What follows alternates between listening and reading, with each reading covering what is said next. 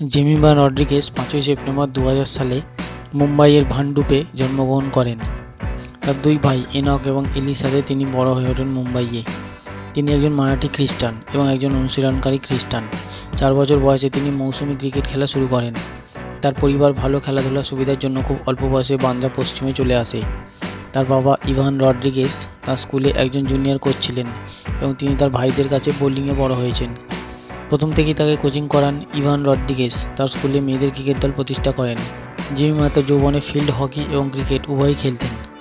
Rodriguez Saint Joseph Convent High School, Mumbai এবং পরে Rizvi College of আর্টসে সায়েন্স অ্যান্ড কমার্সে পড়াশোনা করেছেন। রড্রিগেজকে মহারাষ্ট্রের অনূর্ধ্ব-17 এবং অনূর্ধ্ব-19 হকি দলের জন্য নির্বাচিত করা হয়েছিল। 2012-13 ক্রিকেট মৌসুমে তার অনূর্ধ্ব-19 ক্রিকেট অভিষেক হয়েছিল 12.5 বছর বয়সে। অনূর্ধ্ব-19 রাজ্য ক্রিকেট দলের জন্য মাত্র 13 বছর বয়সে তাকে বাছাই করা হয়েছিল।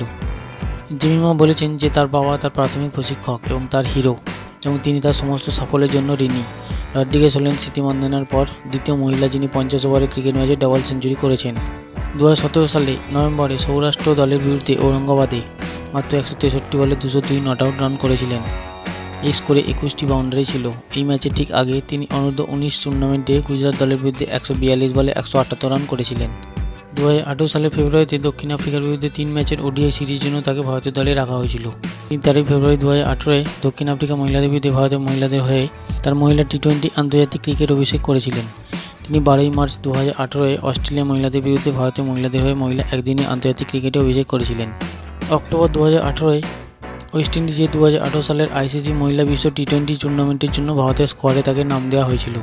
টুর্নামেন্টের আগে তাকে দলে রাখার জন্য খেলোয়াড় হিসেবে নামকরণ করা হয়। টুর্নামেন্টের সমাপ্তির পর আন্তর্জাতিক ক্রিকেট কাউন্সিল তাকে দলের স্ট্যান্ডআউট খেলোয়াড় হিসেবে মনোনীত করে।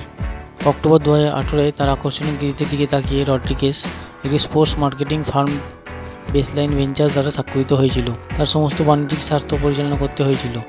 1 মার্চ 2019-এ তিনি আইসিসি 2019 বিশ্বকাপের জন্য ভারতীয় ক্রিকেট দলের নিউ জার্সি লঞ্চের একটি অনুষ্ঠানে যোগ দিয়েছিলেন, যেখানে হরমনপ্রীত কৌর, MS ধোনি, বিরাট কোহলি, অজিঙ্ক্য রাহানে এবং পৃথ্বী সহ অন্যান্য ক্রিকেটাররাও উপস্থিত ছিলেন।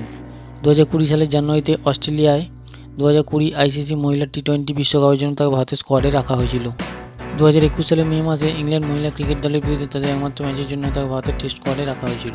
2021 সালের গ্রীষ্মে রড্রিগেজ নর্দার্ন সুপারচার্জারদের জন্য উদ্বোধনী 100 প্রতিযোগিতায় অংশ নেন। তিনি 41.50 গড়ে ব্যাট হাতে দুর্দান্ত এবং ওয়েলস ফেয়ার্সের বিরুদ্ধে 92 নট আউট সহ মহিলাদের শতকের সর্বোচ্চ স্কোর পোস্ট করেছেন। তিনি মহিলাদের 100 রান টুর্নামেন্টে 249 রান করে দ্বিতীয় সর্বোচ্চ রান সংগ্রাহক ছিলেন।